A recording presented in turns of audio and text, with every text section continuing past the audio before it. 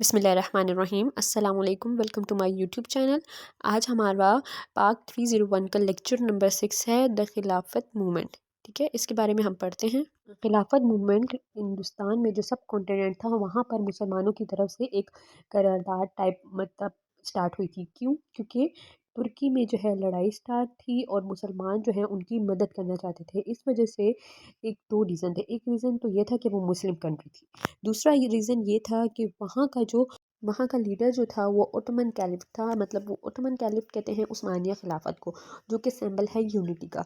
मतलब एक होता है ना उस्मानिया खिलाफत, ये जो हमारी खिलाफत पीछे से चलती आ रही है मुसलमानों की एक बात पर, तो वो जो है मुसलमानों की ही उसमें आता था कैटेगरी में। तो वो उस वजह से उसको बहुत इज्जत से देखते थे और कहते थे कि हमें मदद करनी चाहिए उनकी। उस टाइम जो था मुसलमान और हिंदू दोनों ने मिलकर जो है प्रोटेस्ट किए थे हिंदुस्तान में ब्रिटिश के खिलाफ। मतलब ब्रिटिश थी ना, ब्रिटिश के गुड सारे यूज़ होते थे, तो हिंदू और मुसलमानों ने बिल्कुल बाइकआउट कर दिया था। जैसे कि अब फ़लस्तीन में जैसे हमले हो रहे हैं, तो इसराइल के सारे प्रोडक्ट बाइकआउट कर दिए हर हर कंट्री ने, पाकिस्तान ने भी और कंट्री ने भी। तो ये हमेशा ऐसा होता है, जब भी जंग होती है तो जब कोई वेपन्स के उस पर नहीं कर सकता तो वो बाइकआउट कर देता है, जिससे दूसरे मुल्क की जिसका बाइकआउट होता है उनकी करेंसी बहुत डाउन हो जाती है, उनके जो ग्राफ होता है बिल्कुल लो हो जाता है। ठीक है, तो इस वजह से ये बाइकआउट की वजह से वो जंग रोक देते हैं कि उनको नुकसान हो रहा होता है। तो यहाँ पर कुछ गोल्स ये हैं कि ये क्या क्या गोल्स थे। एक तो ये था कि वो चाहते थे कि तुर्की का लीडर है वो हमेशा मतलब उस्मानिया खिलाफत ही पावर में रहे, दूसरी कोई भी पावर जो वो उस पर अटैक कर रहे हैं वो ना हो, उनको पावर ना मिले।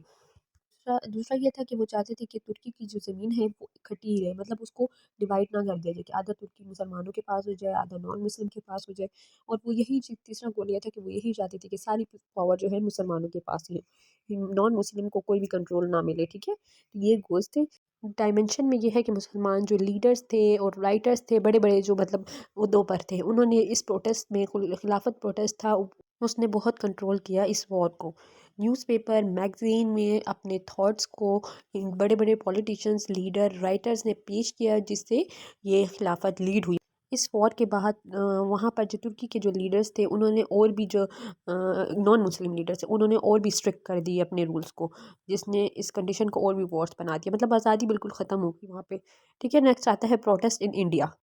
इंडिया में ये खिलाफत कमेटी जो है बॉम्बे में बनी 1919 में, और पहली खिलाफत कमेटी कॉन्फ्रेंस जो थी वो दिल्ली में 9 नवंबर 1999 को जो है स्टार्ट हुई। जिस कॉन्फ्रेंस में गांधी और नेहरू ने पार्टिसिपेट किया। वो भी मतलब चाहते थे कि जंग ना हो। वो क्या चाहते थे कि ब्रिटिश हमारे ऊपर से चले जाएं। ब्रिटिश की वजह से ये अमेरिकन ये ही लड़ाई कर रहे थे ना, तो ये चाहते थे कि या हम बाइकआउट करें, जहाँ से भी ये लोग यहाँ से भी वीक और यहाँ से छोड़ के चले जाएं इंडिया और हमारी हुकूमत आ जाए। उनका ये सोच थी।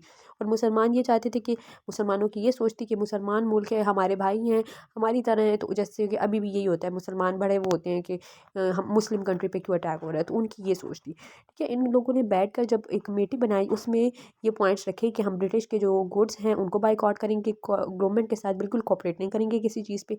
ठीक है, और उनकी सेलिब्रेशन में भी पार्टिसिपेशन नहीं करेंगे।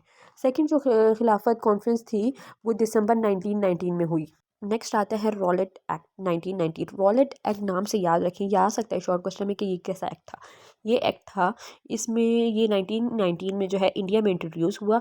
इस एक्ट में क्या था, ये बहुत अनफेयर एक्ट था, मतलब जस्टिस नहीं था। इसमें क्या था कि कोई भी पुलिस जो है, गवर्नमेंट की पुलिस पावर में जो होता है, वो अरेस्ट कर लेगा किसी बंदे को भी किसी भी रीज़न के बगैर।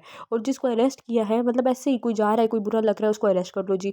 और उसके पास ये भी राइट नहीं है कि वो अपनी जो है ज़मानत करा सके, लॉयर को अपने लिए अरेंज कर सके, अपने लिए अपील कर सके। इस अनफेयर लॉ को मोहम्मद अली जिन्ना जो है परमानेंट जो लीडर थे उन्होंने बिल्कुल इसके खिलाफ गए और उन्होंने प्रोटेस्ट किया। कैसे किया? रिज़ाइन करके। सेंट्रल लेजिस्लेशन में जो उनकी पावर थी उसको रिज़ाइन कर दिया कि, और स्ट्रांगली शो किया, मतलब एक अफगान शो किया कि नहीं ये बिल्कुल अनफेयर हो रहा है, कोई भी किसी को कैसे किसी वजह के बगैर अरेस्ट किया जाएगा। ठीक है, तो ये इसकी वजह से उन्होंने रिज़ाइन कर दिया, जिससे स्ट्रांगली डिसएग्री उनकी शो हुई कि मतलब वो कितने डिसएग्री करते हैं इसको, इतनी बड़ी मतलब अपनी पोजीशन ही छोड़ दी उन्होंने, इतना वो डिसएग्री कर रहे थे।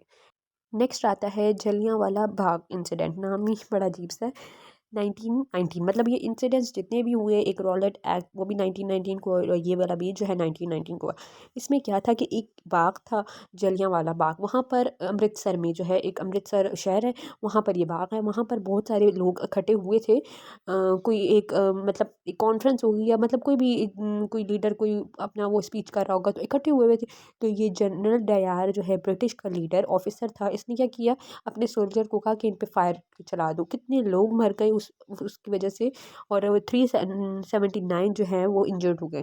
ठीक है, ये बहुत ही एक मतलब खौफनाक सा इवेंट था, जिसकी वजह से मतलब एक बनता बीच में राम मोहम्मद सिंह आज़ाद, ठीक है, उसने फिर 1940 में जाके इस दयार जो ऑफिसर था ब्रिटिश का, उसको मार कर बदला लिया। मतलब होगा ना, किसी का बच्चा होगा, किसी का बाप होगा जिसकी फैमिली पूरी मर गई होगी, तो वो होता है ना कि उसने बस दिमाग में रखा था कि मैं इसको मारूंगा किसी दिन और अपना बदला लूंगा। तो उसने फिर 1940 में जो है उसको मार के जो है बदला लिया। दिसंबर 1920 में जो है इंडियन नेशनल कांग्रेस नागौर में जो है बैठी, और वहाँ पर उन्होंने डिसाइड किया कि वो नॉर कॉरपोरेशन को जो है सपोर्ट करेगी ब्रिटिश के अगेंस्ट। मतलब ब्रिटिश को निकालने के लिए जो है ना ये साजिश, नॉर कॉरपोरेशन किसे कहते हैं, जैसे कि ये रॉलेट एक्ट हुआ, और ये जो मतलब किसी को कर गिरफ्तार कर लेना या मार देना किसी को, मतलब इस चीज़ में हम मुलवस होते हैं, जिसकी वजह से ब्रिटिश अपनी हुकूमत छोड़ दे, मतलब इस तरह के गलत गलत काम करे। जिसमें मोहम्मद अली जिन्ना ने, जो परमानेंट लीडर थे, उन्होंने डिसएग्री कर दिया इसको कि नहीं, हम इसमें किसी चीज़ को भी सपोर्ट नहीं करेंगे, हम गलत तरीके से आज़ादी नहीं लेंगे, हम सही तरीके से अपना हक मांगेंगे। उनका ये मानना था। तो इस वजह से उन्होंने जो है रिज़ाइन कर दिया, और इस प्रोटेस्ट के अगेंस्ट रिज़ाइन कर दिया। खिलाफत कॉन्फ्रेंस कराची। अब कराची में भी खिलाफत कॉन्फ्रेंस, मतलब हर हर जगह पे हर लोगों ने प्रोटेस्ट किया। ये आप खिलाफत से ही याद नाम रखें कि तुर्की में जो जंग हुई उसके खिलाफ जो पाकिस्तान में, मतलब इंडिया सब कॉन्टिनेंट में, कराची में, डिफरेंट मुल्कों में जो प्रोटेस्ट हुए वो सारे इसमें आते हैं। ठीक है, मतलब उन्होंने उसके खिलाफ जो है आवाज़ उठाई, ये सारी चीज़ें इसमें ही आएंगी, इसी खिलाफत वाले मूवमेंट में। सारे को मिला के भी आप एक ही क्वेश्चन में डाल सकते हैं। इसमें भी वही चीज़ है कि वहाँ के जो स्ट्रॉन्ग सपोर्टर थे, उन्होंने तुर्की सल्तनत को सपोर्ट किया, तुर्की लीडर को, क्योंकि वो यही कहते थे कि ये उस्मानिया खिलाफत है, हमारी मुसलमान भाई हैं, और अपने लॉयल्टी उन्होंने शो की। वही सारी चीज़ें जो हम पीछे पड़ चुके हैं वो भी इसी में ही है। उस टाइम तुर्की बहुत चैलेंजेस फेस कर रही थे, और जो उनके सपोर्टर थे वो भी प्रोटेस्ट कर रहे थे कि हाँ, हम जो है चाहते हैं कि ये जंग ख़त्म हो जाए। उन्होंने बहुत ज़्यादा उसको सपोर्ट किया। मुस्तफ़ा किमाल अतातुर्क जो जो ये फोर्स थी ना, एक्सपेल फोर्स को निकाल रहे थे तुर्की से, जो फॉरेन फोर्स अटैक किया हुआ था जिन्होंने, वो उनको निकालने की कोशिश में लगे थे। इस वजह से मुसलमानों ने, मतलब जो प्रोटेस्ट कर रहे थे, उन्होंने उसको सपोर्ट किया। नेक्स्ट आता है हिजरत मूवमेंट। हिजरत नाम से ही ज़ाहिर होता है कि हिजरत की, एक शहर से दूसरे शहर में। उस टाइम क्या हुआ कि इंडिया में दारुल हरब था, जिसमें जो जगह थी उसका मतलब ये था कि यहाँ पर मुस्लिम अलाउ नहीं है। तो उन्होंने, मुसलमानों ने क्या किया, दारुल इस्लाम में जाने के लिए कहा, जो कि अफ़गानिस्तान में था। ठीक है, उन्होंने माइग्रेट किया दारुल इस्लाम में, जो कि कहाँ था, अफ़गानिस्तान में था। अफ़गानिस्तान के किंग ने उनको वेलकम किया और छोड़ा। बहुत सारे जो थे, ये हिजरत हो रही थी उस वक्त के, बहुत बहुत सारे लोगों को उन्होंने जगह दी, पनाह दी कि हाँ, आप लोग आएँ, यहाँ पर रहें। लेकिन एक फिर जब उनमें हो रहा था, डिसेबिलिटी आ रही थी, तो उन्होंने जो है बॉर्डर्स क्लोज कर दिए, जिसकी वजह से बहुत से लोग मर गए। Moplah revolt, Malabar coast. मोपला एक कास्ट है, मतलब एक क्या कहते हैं उसको, जैसे होते हैं मुग़ल होते हैं, अवान होते हैं, इस तरह की कास्ट होती है ना। मोपला एक कास्ट थी जो कि कहाँ रहती थी, अरब में रहती थी, बहुत टाइम पहले से, मोहम्मद बिन कासिम के आने से पहले रहती थी। और ये जो है ना, मोपला ये किधर रहती है, मलाबार कोस्ट में, मतलब एक साहिली इलाका मलाबार, वहाँ पर ये रहते थे। ठीक है, ये मतलब उन लोगों का नाम, उन लोगों की पहचान और उन लोगों की जगह के बारे में बताया गया।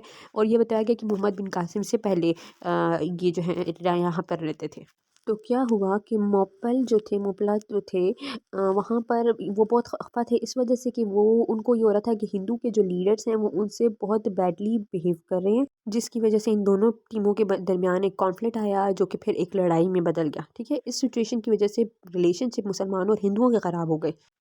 इस वायलेंस के दौरान चोरा चोरी इंसिडेंट हुआ उत्तर प्रदेश में। ठीक है, इस जो इंसिडेंट से, इसमें क्या था कि कांग्रेस के जो वॉलंटियर थे, उन्होंने जो है गोलियां, मतलब फायर चला दी बहुत से लोगों पर।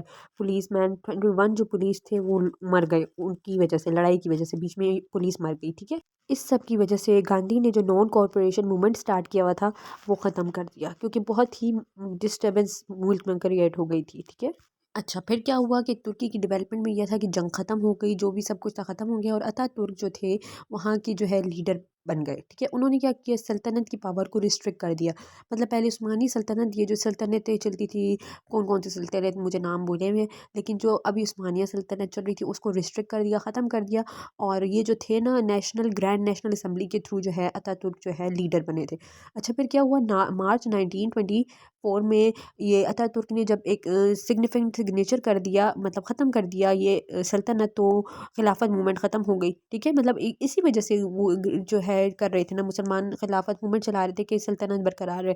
इस वजह से मुसलमानों का दिल भी बहुत खफा हुआ। फिर एक पूरी टीम मुसलमान की जो है, मुसलमानों की तुर्की गई इस मामले पे बात करने के लिए कि सल्तनत ना ख़त्म करें, इससे हमारा बहुत गहरा ताल्लुक है, हमारी मतलब एक हजूर सल्लल्लाहु अलैहि वसल्लम के टाइम से ये चीज़ चलती आ रही है। तो वो इस चीज़ को लेके बहुत खफा थे, लेकिन उसने नई बात मानी और जो है खिलाफत को ख़त्म कर दिया हमेशा के लिए। ठीक है, कंक्लूजन में वही सारे पॉइंट्स आते हैं जो कि हम पढ़ चुके हैं अभी स्टार्ट में, ऊपर से लेके जो पूरा टॉपिक है वो सारा कंक्लूजन में आप खुद रीड कर लें। सारी वही चीज़ें लिखी हुई हैं कि हिंदू मुस्लिम की जो है उनके दरमियान जो इख्तलाफात है, ये सारे इंसिडेंट्स जो हुए, खिलाफत मूवमेंट जो कैसे चली, तुर्की में जो लड़ाई थी उसकी वजह से यहाँ पर प्रोटेस्ट हुआ, वही सारी बातें, बस एक सारा खुलासा इसमें लिखा है। ये आप एक दफ़ा रीड कर लें, अदरवाइज़ इसकी ज़रूरत नहीं है। ये इसलिए लिखा गया है कि मतलब आपको थोड़ा पॉइंट क्लियर हो जाए कि हमने क्या ऊपर अब पढ़ चुके हैं। ठीक है, यहाँ पर हमारा आज का लेक्चर ख़त्म होता है। उम्मीद है आपको समझ आई होगी। किसी पॉइंट की समझ ना आई हो तो कमेंट करें। चैनल पर न्यू है तो काइंडली सब्सक्राइब कर दें, और अगर वीडियो अच्छी लगी हो तो लाइक कर दीजिए। इजाज़त दीजिए, अपना ख्याल रखिएगा। अल्लाह हाफ़िज़।